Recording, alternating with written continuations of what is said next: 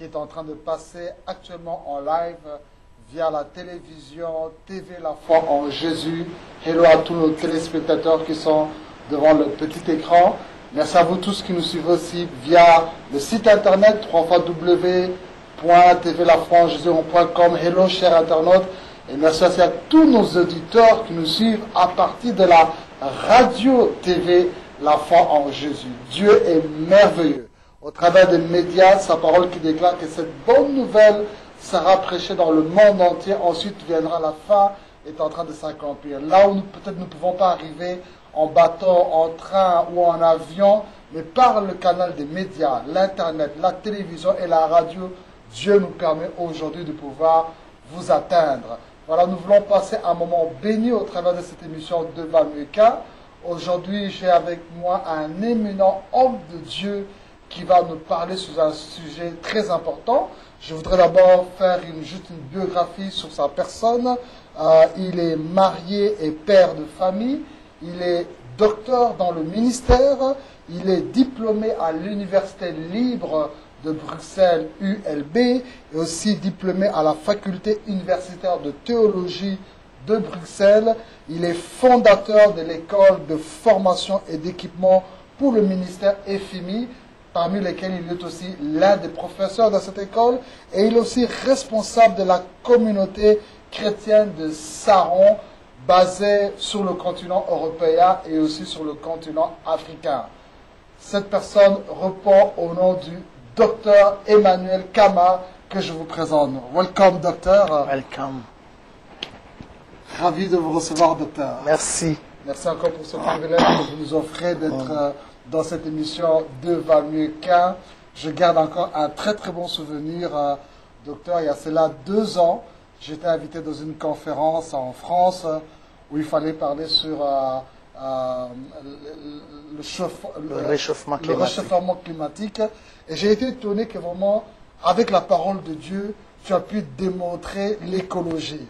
Ça, c'est vraiment merveilleux. Et je crois, chers téléspectateurs, chers internautes, que vous allez être bénis par ce temps merveilleux que nous allons passer avec le docteur Kama. Alors aujourd'hui, nous voulons parler sur un sujet très important qui s'intitule « Le mariage selon la pensée hébraïque juive ». Et nous voulons vous informer que tout le long de cette émission, vous aurez la possibilité d'intervenir en direct.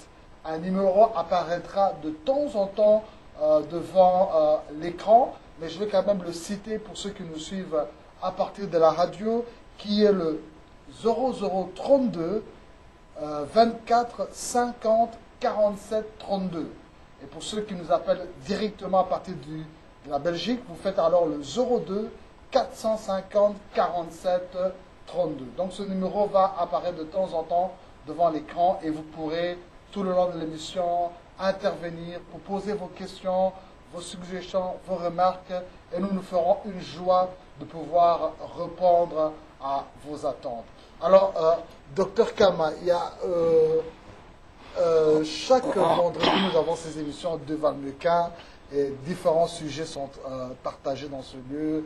Des fois, nous parlons sur l'amour, des fois, nous parlons sur les relations avec la belle famille, sur les relations sexuelles, sur la gestion financière.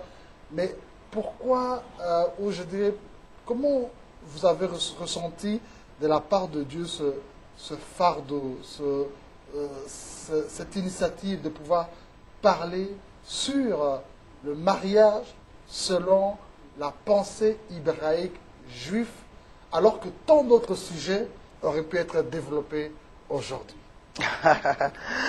Merci, pasteur David, Amen, pour cette question. Je pense que ce qui a fait ma motivation par rapport à ce thème, c'est justement le besoin d'une compréhension scripturaire, je veux dire, une compréhension sur le texte. Le mariage n'a pas une origine nationale quelconque. Le mariage est l'initiative de Dieu, et Dieu qui nous a permis d'avoir la Bible nous l'a permis de l'avoir à partir de sa langue, c'est-à-dire la langue de son peuple, la langue hébraïque. Et donc, quand nous lisons tout l'Ancien Testament, il est traduit de l'hébreu en français. Et en cherchant à sonder la pensée de Dieu sur le mariage dans l'Ancien Testament, je pense que c'est la pensée hébraïque qui est mise en exergue. Donc, ce qui m'intéresse ici, c'est l'étude des textes hébraïques, la langue d'origine du peuple juif, et c'est eux qui sont comme les canalisateurs, le récipiendaire de la révélation. Et donc, à partir du moment où nous allons comprendre ce que dit Genèse, alors nous avons toute la compréhension du mariage. Voilà ce qui m'a... Gloire à Dieu, gloire à Dieu. Mes chers amis, on va être bénis aujourd'hui parce que je sens qu'il y a un flot de révélation que le Saint-Esprit est en train de faire couler sur cette émission. Et je vous encourage, si vous avez un réseau social, Facebook ou Twitter, postez à cet instant cette annonce pour encourager vos listes de contacts à suivre cette émission. Si vous avez des proches, prenez votre téléphone, votre GSM, téléphonez-les et encouragez à suivre cette émission. Si vous avez des gens qui sont tout autour de vous à la maison, dites-leur d'arrêter leur occupation, de se mettre à côté de vous et de suivre cette émission. Suivez cette émission en famille, en couple, entre amis, entre collègues, et Dieu va vous faire beaucoup de bien. Docteur, vous savez, j'ai aimé ce que vous avez dit, que le mariage n'a aucune nationalité. Ça, c'est vraiment très, très profond. Donc, c'est ni made in Congo, ni made in USA, ni made in Hong Kong. C'est vraiment made in God. Alors, comme c'est made in God, je voudrais que vous puissiez nous donner d'abord la définition même du mot mariage, à la lumière peut-être des Écritures et l'origine aussi du mariage. Parce que c'est le plus vieux patrimoine de l'humanité et ce serait quand même bien d'abord d'avoir une définition. Qu'est-ce que le mariage, selon la pensée de Dieu?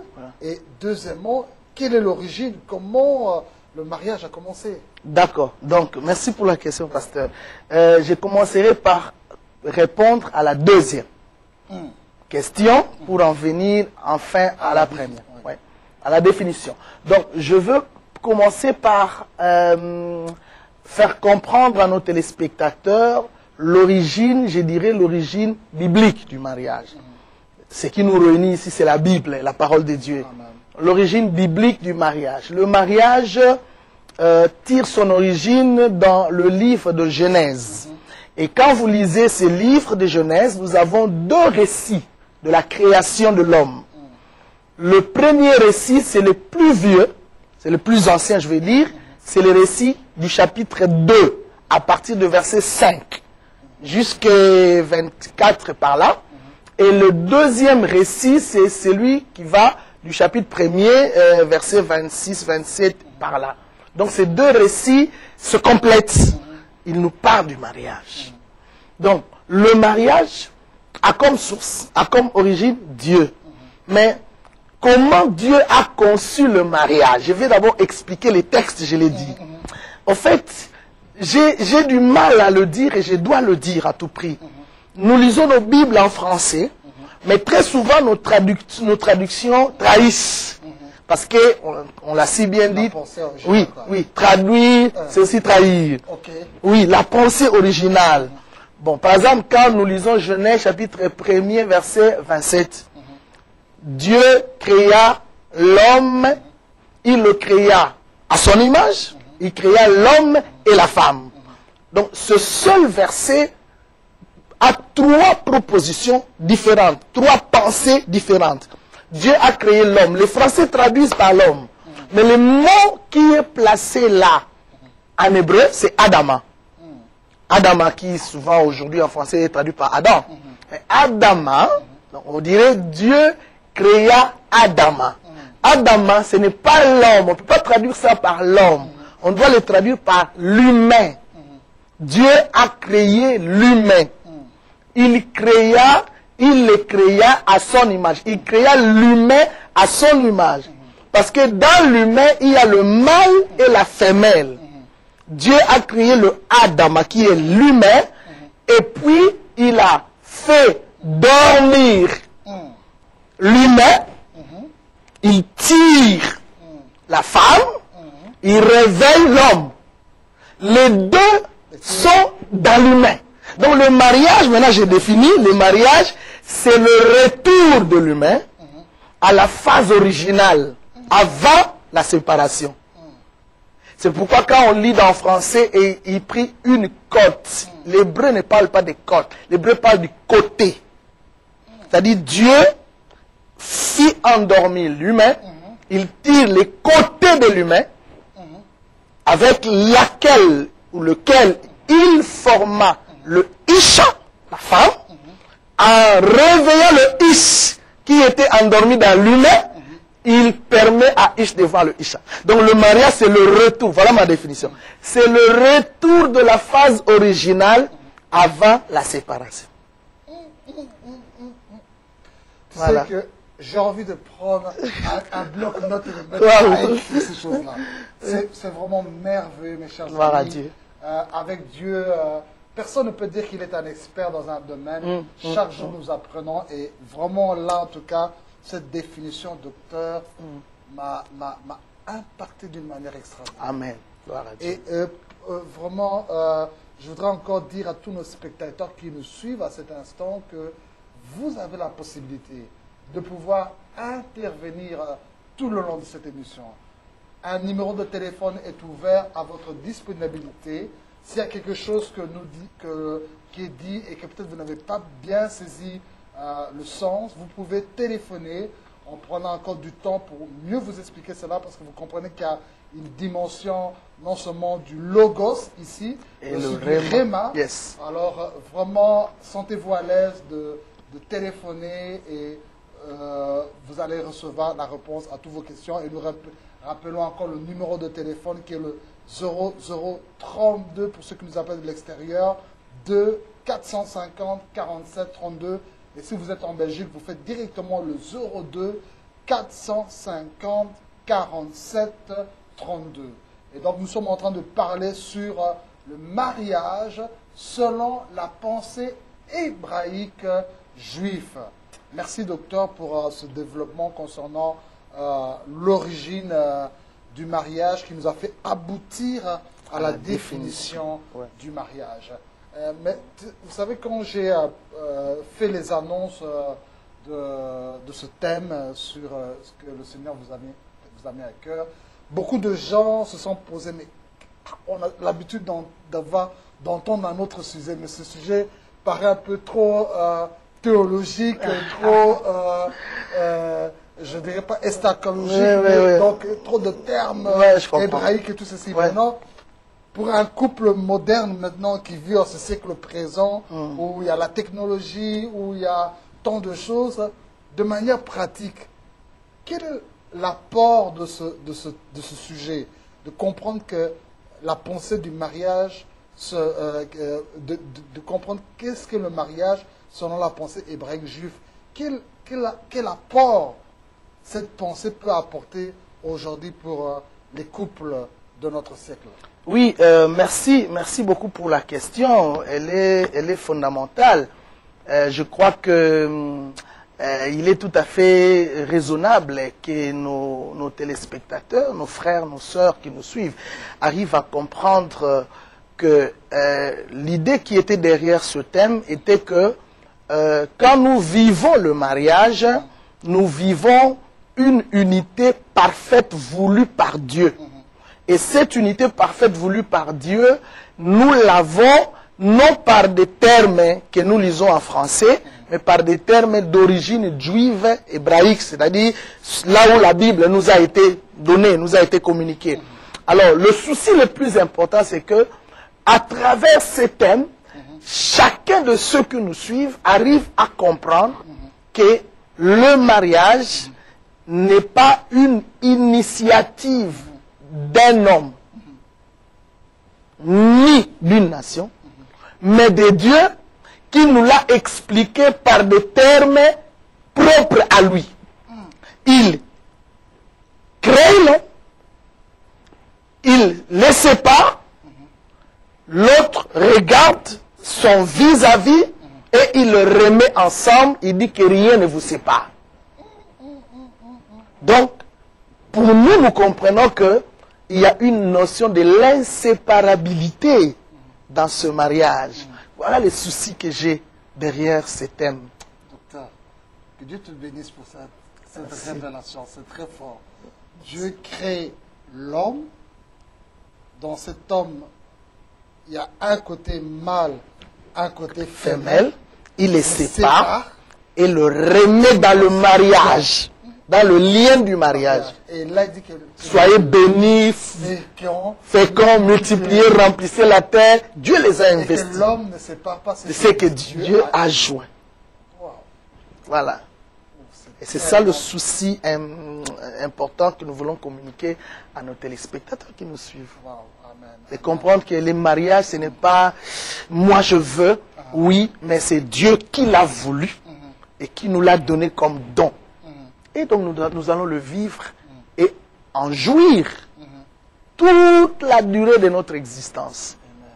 Ouais. Merci beaucoup, docteur. Donc, nous sommes avec le docteur Emmanuel Kama, avec lequel nous sommes en train de partager ce sujet merveilleux, le mariage selon la pensée hébraïque juive, sur votre émission De Valmieuca qui passe actuellement sur la télévision TV L'Enfant Jésus, sur le site internet www.tvlenfantjésus, mais aussi sur la radio TV L'Enfant Jésus. Et nous rappelons qu'un numéro est disponible sur lequel vous pouvez appeler pour poser vos questions, vos remarques et vos suggestions, et nous serons là pour pouvoir vous édifier. Alors, docteur, nous parlons ici sur le mariage, mais il y a quelque chose que nous ne pouvons pas nous cacher le visage. Il y a vraiment un phénomène qui est en train de monter sérieusement. Ici en Europe, ça commence à toucher beaucoup de pays, et nous savons que plus les années vont passer, ce phénomène ne va pas s'arrêter. Je pense que peut-être d'ici quelques années, nous allons voir aussi ce phénomène être légalisé en Afrique ou en Asie, mais déjà dans l'Europe et dans certains coins de l'Amérique, ce phénomène est en train d'être légalisé, le mariage pour tous. C'est-à-dire qu'un homme peut se marier avec un autre homme du même sexe que lui. Une femme se marie avec une femme du même sexe que lui. Et certains gens vont même jusqu'à prendre des passages bibliques pour s'appuyer en disant que peut-être que David et Jonathan avaient des penchants homosexuels.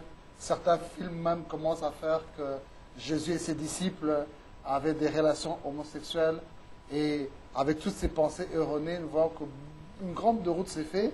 Et même des personnes venant à l'église, ils chantent, ils prient, mais ils sont victimes de ce système-là. Mais parce que la lumière n'est pas prêchée, les gens ne sont pas enseignés sur cela, les gens sont entraînés comme ça. Alors, à la lumière de la parole de Dieu, que pouvons-nous dire sur le mariage pour tous?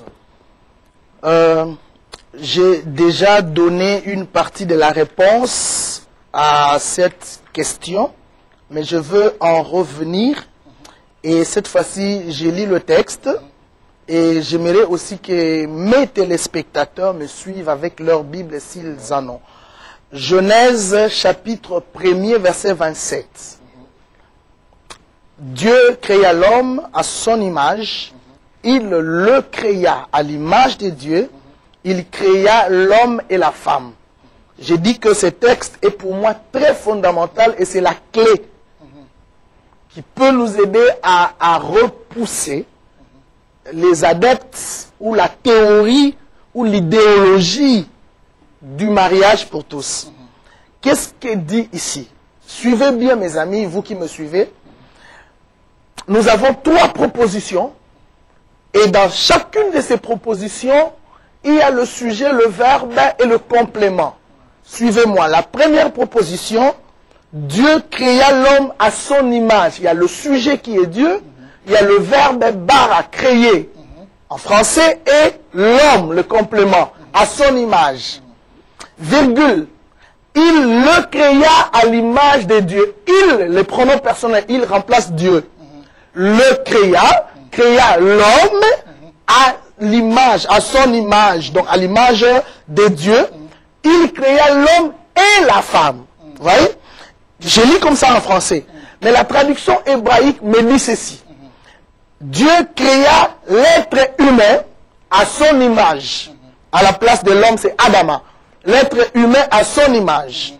Il créa l'être humain à l'image de Dieu. Il le créa. Vous allez voir le complément. L'homme est toujours au singulier. L'être humain. Parce qu'il est caché un mystère dans cet être humain. Aujourd'hui, on parle même de droits humains. À l'époque, c'était le droit de l'homme. Les femmes ont dit, pourquoi parler de droits de l'homme? Mais quand vous parlez de droits de l'homme, comprenez qu'il y a aussi la femme. Donc, il faut parler de droits des femmes. Alors, parlons de droits humains. On sous-entend que dans le droit humain, l'humanité est composée de l'homme et de la femme. Donc, Dieu il créa l'humain à l'image de Dieu. Maintenant, la troisième proposition, il créa l'homme et la femme. Mal traduit, malheureusement, excusez-moi. On devrait dire, il créa mâle et femelle. Pas l'homme et la femme, mâle et femelle. Parce que dans l'être humain, Dieu avait mis le mâle et la femelle. Donc, ma réponse à ceux qui sont pour le mariage pour tous, ils oublient cette vérité que dans l'humain, il y a mâle et femelle. Papa, les mots qui sont traduits par ces mots zakar et keneba en hébreu, qui est traduit par mâle et femelle, vraiment, s'il faut que je le dise en termes un peu plus polis, c'est perforateur. On imagine l'organe génital masculin et les récepteurs, on imagine l'organe génital féminin. Dieu a créé un perforateur qui est traduit par respect par mâle et un récepteur qui est traduit par respect par femelle. Ce qui fait la complémentarité. Et alors, par rapport à cette complémentarité, le mariage prend vie. Donc, quand c'est l'homme et l'homme, il n'y a pas complémentarité. Quand c'est femme et femme, il n'y a pas cette complémentarité. C'est pourquoi je ne parle pas du mariage en termes de l'addition. Comme je l'entends, 1 plus 1. Que Dieu nous pardonne, que nos confrères, nos collègues arrêtent avec les 1 plus 1. C'est les 1 fois 1. Et j'ai le texte, le verset 28 dit, Dieu les bénit et leur dit, soyez féconds, multipliez. Voilà la multiplication où il sort. Elle sort, pardon. Ce n'est pas de l'addition. Donc, quand c'est un homme avec un homme, il n'y a même pas possibilité de faire l'addition. Mais un homme et une femme, ils ne font pas l'addition. Ils font la multiplication. Parce que 1 fois 1, c'est 1. Donc, nos enfants ou mon enfant, il est le fruit de la multiplication entre moi et ma femme. Puisqu'on parle de la multiplication, le mariage pour tous n'a pas de sens. C'est tout simplement le temps de la fin et les différentes déviations du fondement même de la société. Ça, c'est l'œuvre de l'ennemi. Donc, si je peux dire et le dire tout haut à nos confrères, vraiment, il faut que nous prions Dieu pour que nous comprenions que le mariage, c'est entre mâle et femelle, entre celui qui perfore et ce qui est perforé, pour créer, et entre ces mâles et cette femelle, il y a le verbe connaître, yada. Or, connaître, yada en hébreu, c'est expérimenter dans l'intimité. Et cette expérience dans l'intimité, c'est là où l'homme peut rentrer et déposer sa sémence en vue de produire. C'est la multiplication. Voilà ce que je peux comprendre s'il faut expliquer en des termes bibliques. C'est pourquoi je parle toujours de la pensée hébraïque. Donc vraiment, la pensée hébraïque est tellement capitale. Est tellement capitale. Parce qu'on a tellement lu la Bible avec la traduction en français. Tout ceci, et comme ça nous a fait limiter. Ça nous a limité. Ça nous a limité. Et lorsqu'on part vraiment dans la pensée originelle, là, ça devient beaucoup plus clair. Beaucoup plus clair. Et quand je parcours ma Bible, je vois qu'il y a eu une scène dans la Bible où on voit une ville a été détruite à cause de l'homosexualité. Oui. Alors, à cet instant, il y a des gens qui nous regardent, peut-être qu'ils sont peut-être homosexuels ou lesbiennes, ou soit peut-être ils ont un proche qui est gay, ou ils ont cette attirance pour un homme du même sexe que lui, ou une femme du même sexe que lui. Je sais que Dieu ne haït pas le pécheur, il haït le péché, oui. mais pas le pécheur, parce oui. qu'il aime le pécheur. Oui. Quel message nous pouvons nous adresser à ces gens? Comment pouvons-nous les faire sortir dans cette position qui sont liés par... Nous les aimons d'abord.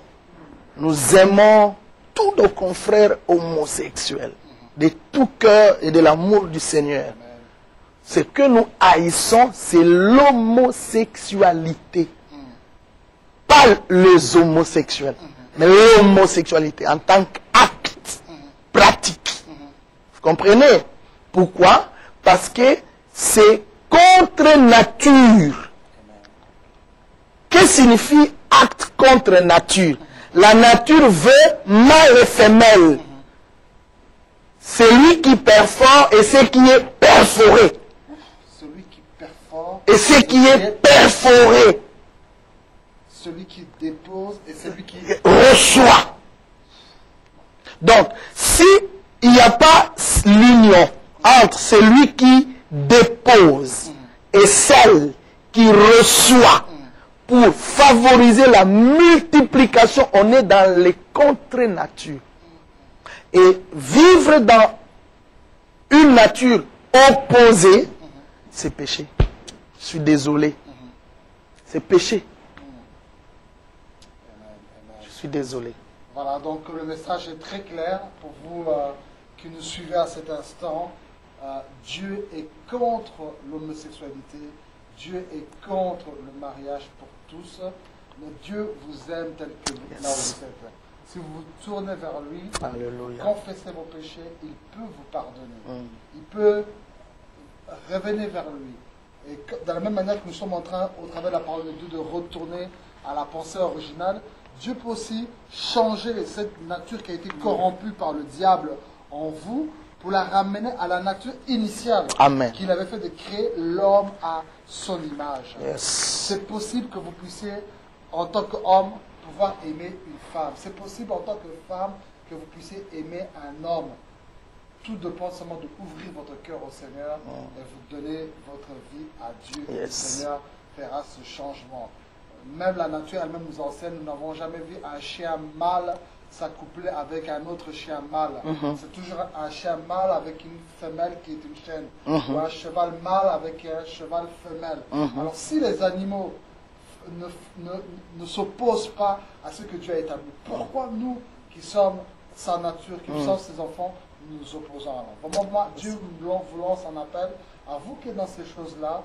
Comment tournez-vous vers Dieu? Et si vous avez aussi un proche qui est gay, priez pour lui en vous appuyant sur cette parole. Réclamez cette parole et Dieu, cette parole agira dans la vie de votre proche. Donc nous sommes avec le docteur Emmanuel Kama qui nous bénit abondamment et nous parlons sur le mariage selon la pensée hébraïque juive. Et nous rappelons encore à tous nos téléspectateurs que tout le long de cette émission, vous avez la possibilité de pouvoir nous téléphoner sur notre numéro qui apparaît sur votre petit écran, qui est le 0032 pour ceux qui nous appellent de l'extérieur, 2 450 47 32. Et pour ceux qui appellent à partir de la Belgique, faites directement le 02 450 47 32. Alors, docteur, tu as dit quelque chose de très important qui a touché à mon cœur, c'est que cette phrase que l'homme ne sépare pas ce que Dieu a uni. Mais actuellement, nous voyons beaucoup de séparations qui se font par un mot qui est beaucoup utilisé, c'est le divorce. Il y a un flot. Auparavant, on pensait que c'était quelque chose qui était juste pour les païens, mais nous constatons que le divorce augmente d'une allure extraordinaire dans le milieu chrétien, et même jusqu'au milieu de nous, les serviteurs de Dieu. Et aujourd'hui, les avocats se font beaucoup d'argent derrière les dossiers de divorce. Alors, je voudrais qu'on puisse un peu parler un peu sur ce sujet, parce que c'est un sujet qui est des fois mal compris, mal interprété. D'abord, comprendre qu'est-ce que le divorce, quand peut-on divorcer, et après le divorce, peut-on se remarier? Allons étape par étape. Merci pour la question. Je suis d'abord désolé d'entendre ce mot qui sonne très mal, dans mes oreilles notamment. C'est le mot à ne pas trop prononcer, papa. Mais nous devons éclaircir le peuple de Dieu. Quand je lis Jésus, je suis vraiment navré de le dire, je ne trouve pas dans sa bouche la répétition de ce mot. Le Seigneur s'est servi d'un autre mot. C'est le verbe répudier. Et c'est le verbe sur lequel je vais m'attarder. Le Seigneur n'a pas trop parlé de divorce. Sur 3 ans de ministère. Non. La seule fois qu'il a abordé le sujet du mariage, c'est la question qui lui a été posée par les pharisiens. Nous sommes dans Matthieu 19. Et quand vous lisez ce texte, vous ne trouverez nulle part où le Seigneur insiste sur le divorce. Ce n'est pas de la répudiation. Et il le sort parce qu'il y avait là une question des pharisiens.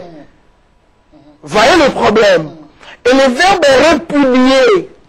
répudier en grec, apollouo, veut tout simplement dire renvoyer. Veut dire laisser aller. Veut dire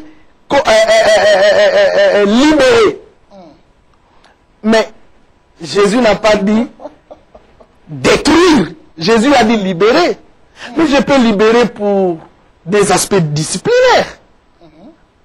Je peux libérer pour qu'elle tire ou il tire leçon de sa conduite, de son comportement. Jésus n'a pas parlé de détruire. Jésus a parlé de libérer, renvoyer, laisser aller en vue d'eux. Voilà pourquoi il dit, c'est lui qui épouse une femme répudiée. J'enlève le mot répudier, le verbe répudier. J'utilise avec ces synonymes. C'est lui qui épouse une femme renvoyée comme de l'adultère.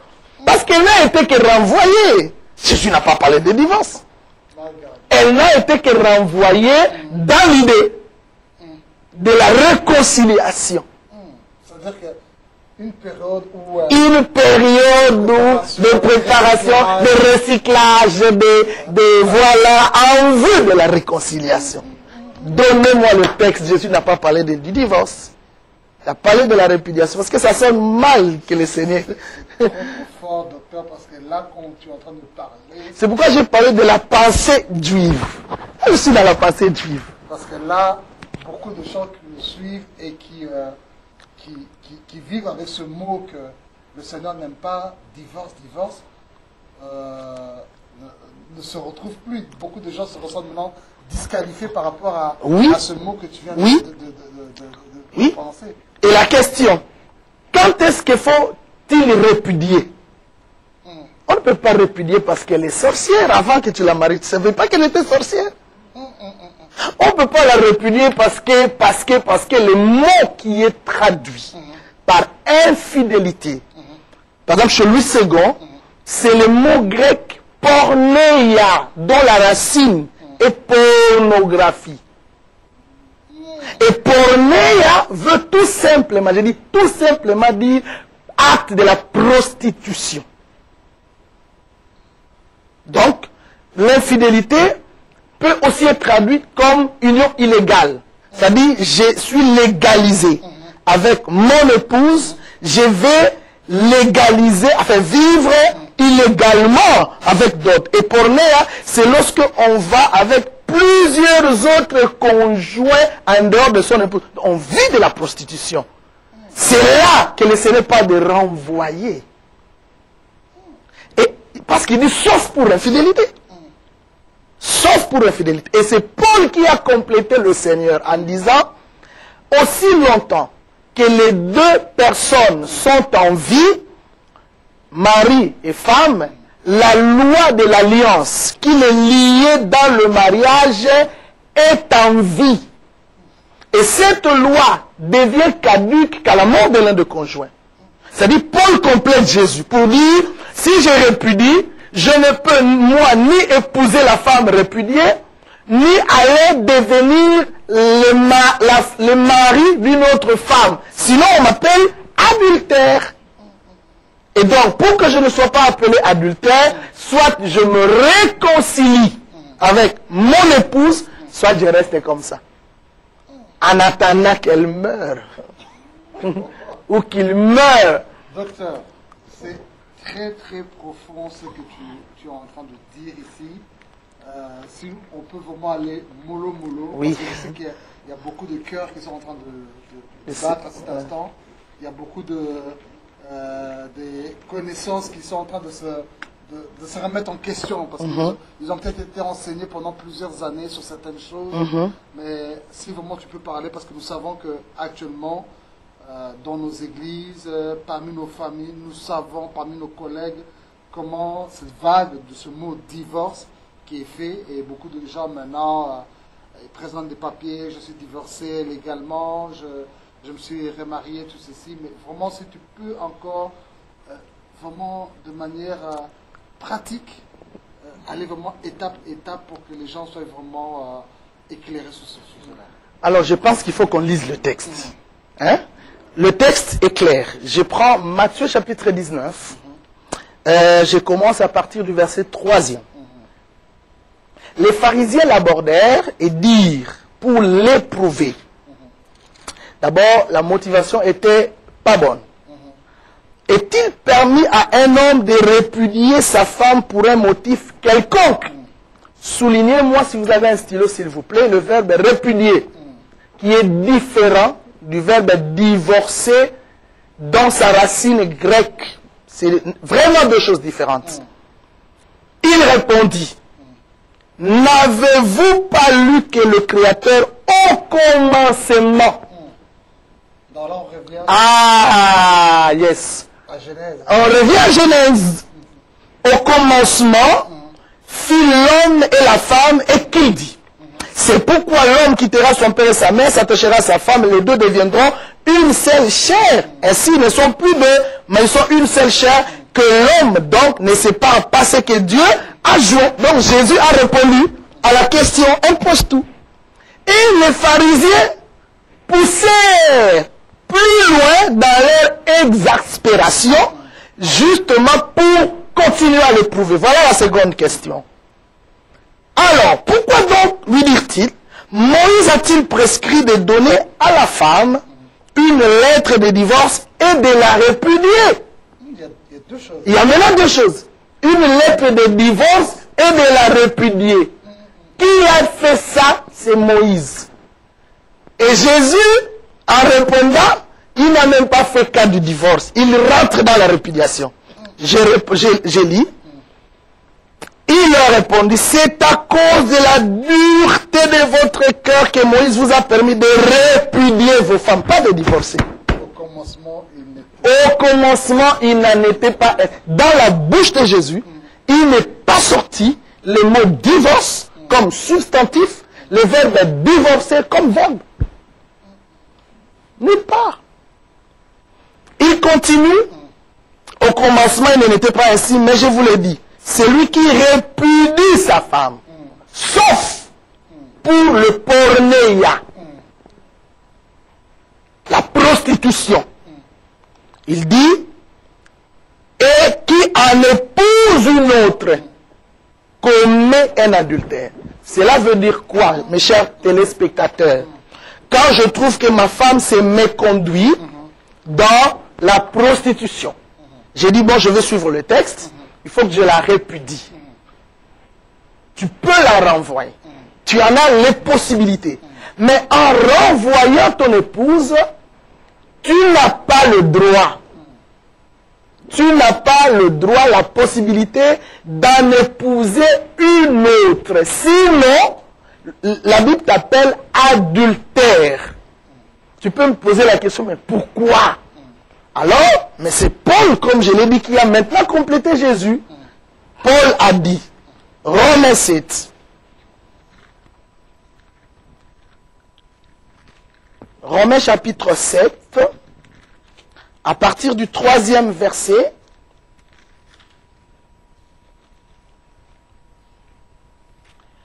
ou si vous voulez, nous pouvons commencer même à partir du 1er verset. Ignorez-vous, frères, car je parle à des gens qui connaissent la loi, que la loi exerce son pouvoir sur l'homme aussi longtemps qu'il vit. Ici, Paul fait la comparaison entre la loi de l'alliance liée au mariage et la loi l'opposé de la foi, de la grâce. Il dit ceci: une femme mariée est liée par la loi à son mari tant qu'il est vivant. Mais si le mari meurt, elle est dégagée de la loi qui l'a liée à son mari. Si donc, du vivant de son mari, elle devient la femme d'un autre homme, elle sera appelée adultère. Mais si le mari meurt, elle est affranchie de la loi, de sorte qu'elle ne point adultère en devenant la femme d'un autre. Vous voyez le problème? Donc, Pasteur David, toi et maman Bobette, vous êtes liés par la loi de l'alliance tant que vous êtes en vie. Et cette loi, personne ne peut la séparer ni la détruire. C'est la mort, celle qui a le pouvoir de rompre cette loi. Cette loi est liée à l'alliance. C'est la loi de l'alliance. L'alliance existe à cause des promesses. Je vais maintenant dans l'autre extrême. Je commence par les promesses. Un jour, papa, devant Dieu, tu as sorti dans ta bouche une parole.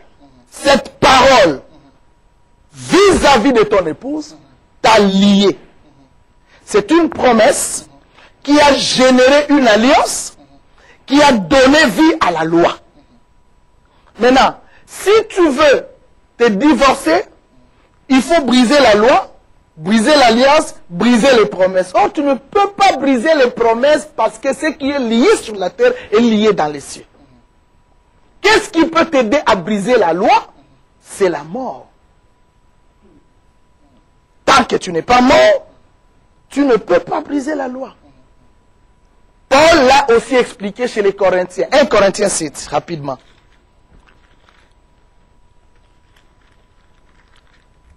Verset 39. Une femme est liée aussi longtemps que son mari est vivant. Mais si le mari meurt, elle est libre de se marier avec qui elle veut. Seulement que ce soit dans le Seigneur. C'est clair, papa. Elle est liée par la loi avec son mari tant que celui-ci est vivant. Après la mort, tu ne peux plus te révéler. Donc, je vais vous expliquer en résumé. Le divorce n'est pas biblique, ça n'existe pas. Christ parle de la répudiation. Répudier n'a pas le sens de rompre. Répudier a le sens de renvoyer. Dans le renvoi, on sous-entend un aspect disciplinaire, entre guillemets, qui peut prendre 2 mois de temps, ça dépend, en vue d'une réconciliation. Pourquoi? Parce que la loi qui vous a liés, vous deux, existe aussi longtemps que vous vivez. Donc, quand bien même vous êtes séparés, l'un ici, l'autre là-bas, étant donné que vous n'êtes pas morts, la loi vous lie en distance, bien sûr, parce que c'était une promesse que vous vous êtes faite sans qu'on ne vous pousse à le faire. Alors, si maintenant vous voulez devenir l'homme d'une autre, la femme d'un autre, alors attendez la mort de l'un ou de l'autre afin d'être dégagé, affranchi de la loi qui vous lie. Lorsque le Seigneur a expliqué ces choses à ses disciples, voilà l'exclamation. Lisons Matthieu 19. Et c'est aussi, je suis convaincu, la même exclamation que là où tu me suis, tu fais, c'est le verset 10. Ses disciples lui dirent, si telle est la condition de l'homme à l'égard de la femme, Christ, il n'est pas avantagé de se marier. Écoutez la réponse de Jésus. Cela n'est pas donné à tous. Je ne suis pas, je dirais, désamorcé, étonné quand je vois les divorces. Jésus a dit cela n'est pas donné à tous. Ô bishop, ô révérend, ô grand homme de Dieu qui s'est divorcé, je ne suis pas là. Cela n'est pas donné à tous. Cela n'est pas donné à tous. Wow, gloire à Dieu. Nous sommes avec le docteur Kama qui nous parle sur le mariage selon la pensée hébraïque juive. Wow, nous sommes vraiment bénis.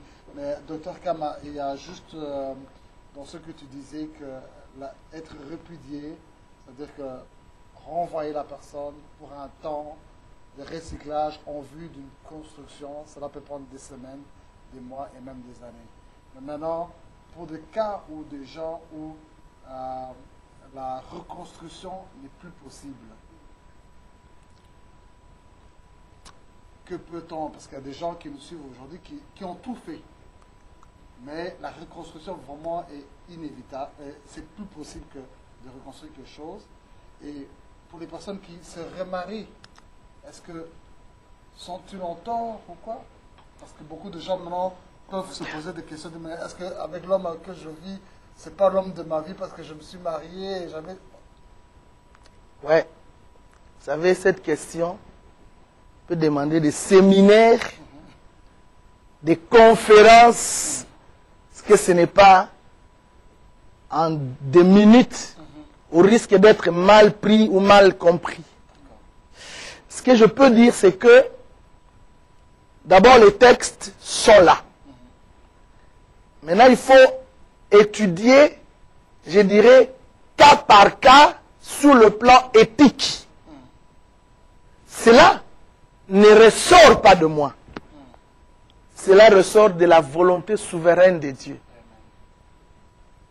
Il est souverain. Le souverain n'est pas condamné par la loi. Il est au-dessus de la loi. C'est lui le législateur. Le législateur n'est pas jugé par la loi qu'il légifère. Voilà. Voilà, donc nous sommes éclaircis. Donc pour vous qui êtes dans ce genre de cas de répudiation, nous croyons que c'est possible que vous puissiez, durant ce temps où vous êtes peut-être séparés depuis quelques semaines ou quelques mois, de vous remettre ensemble. Nous avons eu un cas d'un grand homme de Dieu qui s'était séparé officiellement avec sa femme, mais après quelques années, ils se sont remis ensemble. Donc vous aussi, Dieu peut aussi vous remettre ensemble. Mais comme l'a dit l'homme de Dieu, Dieu seul est au-dessus de la loi. Il y a des cas où le Seigneur peut lui-même trancher de manière éthique. De manière éthique, nous pouvons donner un exemple. Si le monsieur est un assassin, le fait de vivre avec lui peut menacer ta vie. Il t'a plusieurs fois tapé, tabassé. La police a dû intervenir. Et te remettre à vivre avec lui, c'est risquer ta vie. Dans des cas pareils, peut-être dans la souveraineté de Dieu, le Seigneur peut permettre autre chose.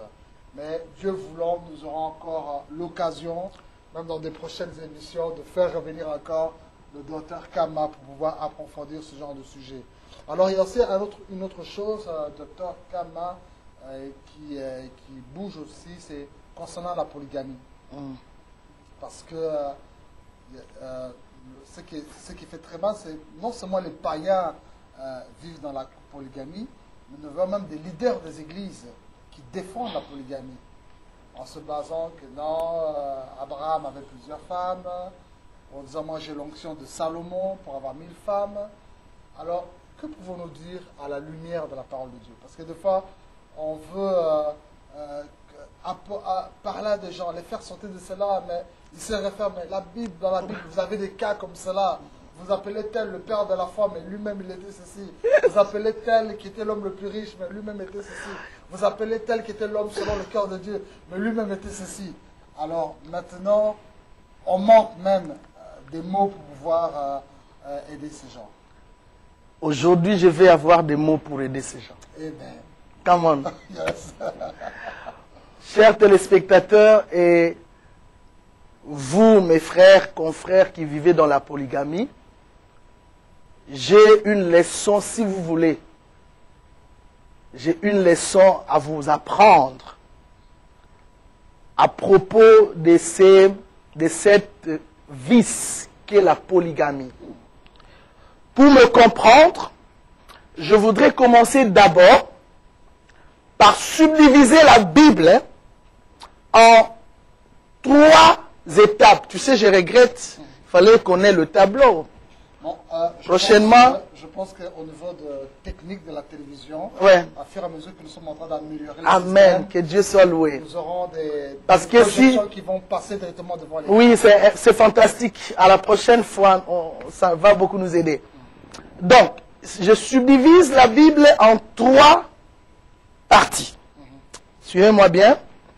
De Genèse chapitre 1er à Genèse chapitre 2. Ça, c'est la première partie. J'appelle ça au commencement. Et puis, je commence par Genèse 3 où le péché a eu lieu. Ok? Jusqu'à Malachie. Donc, tout l'Ancien Testament, j'appelle ça la période de la déchéance. L'introduction du péché et de ses conséquences. Et puis je commence la 3e partie, à partir de Matthieu jusque dans Apocalypse. La période de la restauration. Donc, la création, la chute, la restauration. Dieu a généré, le diable a détruit, Christ est venu régénérer. Dieu a bâti, le diable a brisé, Christ est venu rebâtir. Chers frères et sœurs, ne voyez jamais le modèle du mariage, l'espace, l'intervalle, Genèse 3, Malachie, vous êtes dans l'erreur. C'est pourquoi, lorsque la question a été posée à Jésus, on l'a lu et tu l'as souligné.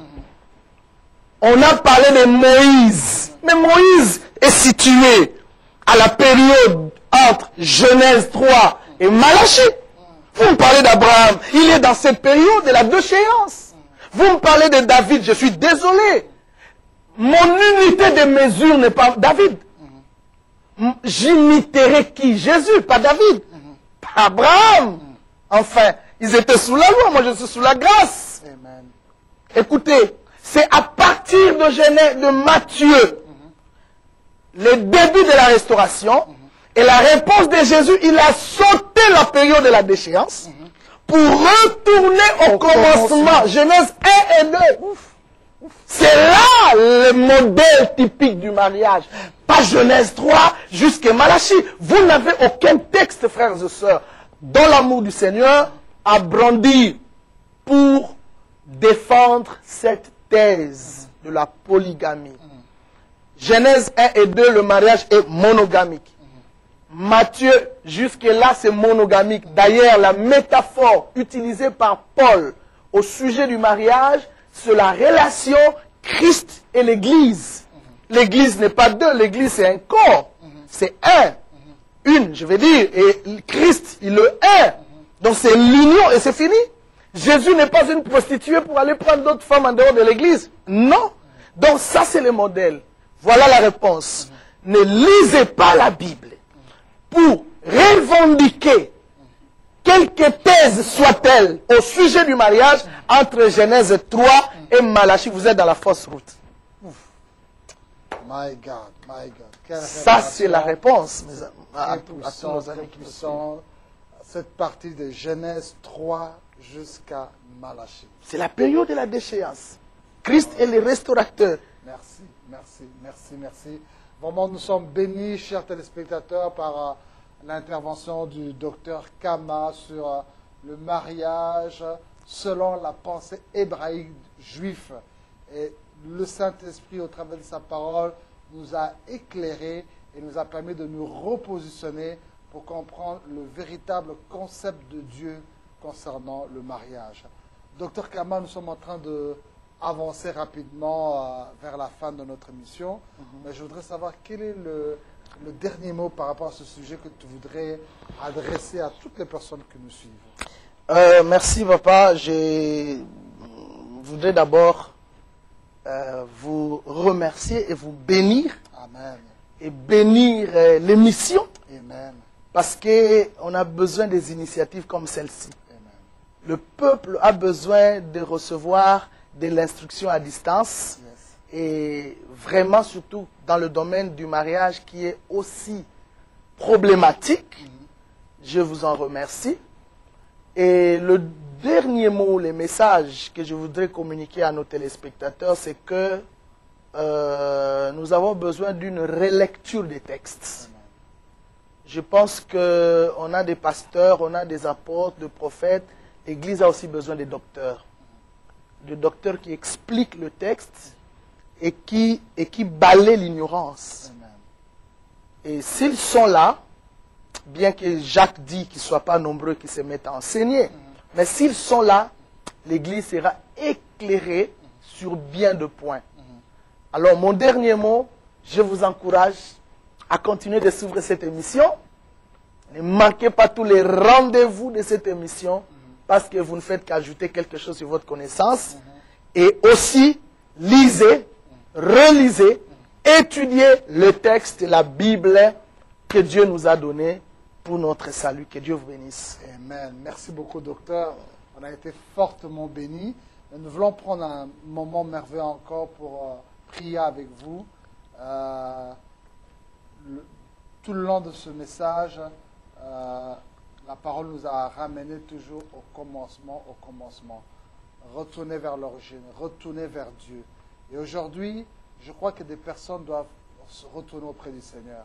Tu as mené ta vie ainsi, mais c'est aussi une opportunité pour toi, au travers de cette émission, pour donner ta vie au Seigneur Jésus. Tu as entendu parler d'église, tu suis des émissions chrétiennes, tu lis peut-être la Bible, mais tu n'as jamais donné ta vie au Seigneur. Aujourd'hui, tu peux, juste en ouvrant ton cœur et en répétant les paroles que je te dis, permettre au Seigneur d'entrer dans ta vie et qu'une vie nouvelle commence pour toi.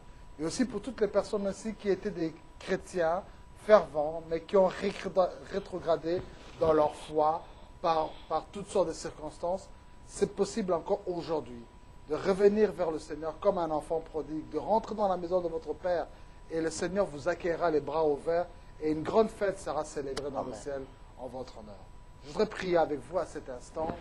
Merci, Seigneur mon Dieu, j'ai écouté ta parole aujourd'hui et c'est une occasion pour moi de t'ouvrir mon cœur, que tu entres dans ma vie, que tu sois mon Seigneur, que tu sois mon Sauveur. Seigneur, j'avais abandonné ton chemin, mais je reviens vers toi comme l'enfant prodigue dans la maison du Père. Accueille-moi tel que je suis, pardonne mes péchés et commence une nouvelle histoire dans ma vie. Merci Saint-Esprit, au nom de Jésus-Christ. Amen. Amen. Voilà, je voudrais laisser l'honneur maintenant au docteur Kama qui va prier pour ce sujet qui était très profond, et très inspirant, très béni. Et il va prier pour vous. Je sais que dans ce sujet, beaucoup d'entre nous nous sommes retrouvés dedans. Et l'homme de Dieu va prier parce que la parole de Dieu, son esprit est vie. Et je crois que derrière cette émission, cette prière va continuer à agir dans votre vie et à transformer votre mariage, votre vie. Dieu de gloire, je prie pour ton peuple, que ta grâce continue à opérer à travers cette parole là où elle est sortie. Que ce peuple qui a vu ses écailles tomber puisse vivre dans la lumière de cette parole au nom de Jésus de Nazareth. Que ta grâce et ta faveur soient la bienvenue et que maintenant, une nouvelle vie commence à travers cette connaissance. Au nom de Jésus, j'ai ainsi prié. Amen. Amen. Hallelujah. Gloire à Dieu. Praise the Lord. Oh, je sens dans mon esprit que quelque chose de merveilleux s'est passé dans votre vie. En tout cas, retournez dans votre église. Si vous n'avez pas une église, allez dans l'église la plus proche de chez vous. Dieu a placé une église pour vous. Dieu a placé un pasteur pour vous aider à grandir dans votre foi. Homme de Dieu, merci. Je crois qu'au mois de septembre, tu as un événement merveilleux que tu vas organiser. Si tu peux donner déjà des annonces. Oui, donc nous comptons organiser un grand séminaire sur le mariage, autour du mariage. Nous sommes sur l'avenue, le boulevard Boxtal, 253, au mois de septembre. Donc nous allons, dès que le temps sera avancé, vous donner tout le programme. Et donc, vous êtes les bienvenus pour venir suivre cet enseignement qui va encore vous enrichir. Amen. Donc, marquez ce programme dans votre agenda et nous aurons la possibilité d'ici septembre de faire passer les communiqués sur la télévision TV La Foi en Jésus afin que le public soit informé sur cela et participe à cela. Merci encore beaucoup, Pasteur Kama. Merci aussi à votre épouse parce que derrière un homme fort se cache une femme forte. Amen. Si maman ne t'avait pas mis à l'aise, on n'aurait pas eu toute cette option-là ici. Ce serait Dieu de colère, Dieu de sang. Mais comme tu as vraiment béni les dieux, que Dieu bénisse la servante de Dieu pour le travail qu'elle fait à côté de vous. Et merci aussi à tous les étudiants de ton école et toute la communauté de Saron. À vous aussi, merci pour votre fidélité à notre émission. Vous avez les compliments de mon épouse qui se cache toujours dans la prière pour vous soutenir et vous assister. Et nous voulons encourager toutes les personnes qui désirent nous écrire. Vous avez des requêtes de prière, n'hésitez pas à nous écrire. Ou soit si vous voulez aussi prendre contact avec notre ministère pour pouvoir venir dans votre ville, venir dans votre nation, venir dans votre église pour des activités. Ou soit aussi si vous désirez aussi soutenir ce ministère financièrement et matériellement pour que nous puissions encore aller plus loin. Il y a 3 possibilités de contact. Premièrement, vous pouvez soit nous téléphoner sur le numéro de contact qui est le 0032 488 36 92 61. Je répète, 0032 488 36 92 61. La deuxième possibilité, c'est aussi par le réseau social Facebook. Vous tapez juste mon nom, David Mapamboli, et là vous tombez sur mon site officiel. Vous pouvez aussi prendre contact avec moi. Et troisièmement aussi, c'est par le site internet www.davidmapamboli.com. Merci encore pour ce moment merveilleux. Que Dieu reçoive encore toute la gloire. Et nous nous revoyons encore la prochaine fois sur la même chaîne TV La Foi.